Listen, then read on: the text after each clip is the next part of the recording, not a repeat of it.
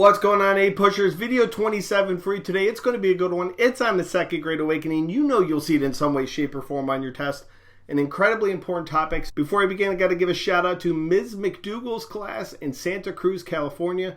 Best of luck. Thanks for watching, and you will do awesome this year. So let's talk about what the Second Great Awakening was.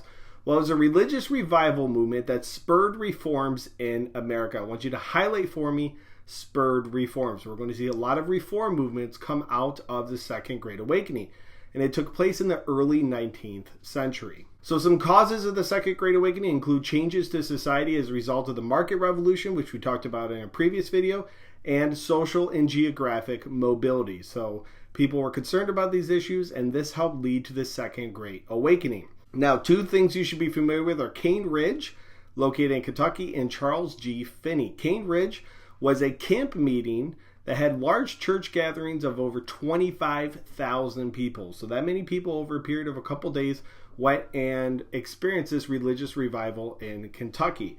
And Charles G. Finney, pictured here, was a prominent preacher of the Second Great Awakening. He was like your Jonathan Edwards or George Whitefield of the First Great Awakening. So the message of the Second Great Awakening is that people must readmit God and Jesus into their lives.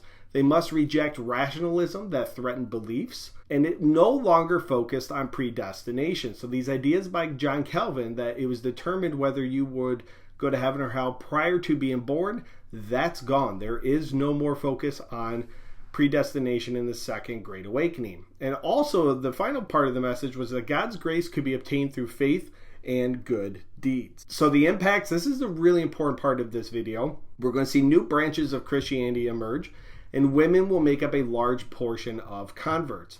And there's going to be a focus of reform movements such as moral, social, and utopian society. So let's focus on the moral reforms first. Well, temperance will play an important role, and this is a crusade against drunkenness. And if you're following along with my enhanced video guide, you'll actually break down this very popular image that you see here. Women played a large role in this movement. They argued that they were the ones that carried the burden of male drunkenness due to spousal abuse and husbands not being able to work due to drunkenness.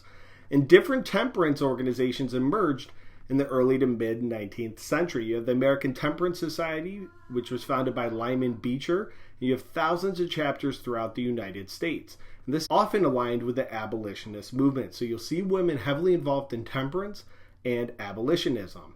And Maine is going to pass the first dry law in 1851, or the first law that bans alcohol. Now let's jump over to social reforms and education. In the 1830s, we see a push for universal education for American citizens. Horace Mann is known as the father of education. He really helped push for universal education. He's pictured here. And we also have asylum reform. Dorothy Dix hoped to improve the treatment of the mentally ill. And then prison reform, we see the elimination of imprisonment for debtors. So if you couldn't afford to pay off your debt, you would go to prison. That is eliminated during this time. Utopian societies also emerged, and these were societies that sought to achieve perfection on earth. A couple examples we have are Brook Farm in Massachusetts. This is where residents would share in work and leisure. New Harmony, located in Indiana, was seen as a village of cooperation where residents would live and work equally. And Oneida community in New York, this rejected traditional family and gender roles. And members of this community often practice free love. If you don't know what that is, please ask your teacher.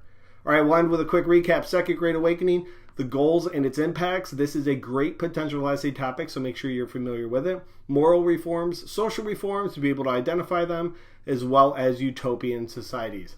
All right, guys, look forward to see you back here for video number 28, the final video of Period 4. This is on women's rights movement and the Seneca Falls Convention. Thanks for watching. Best of luck this year, and have a good day.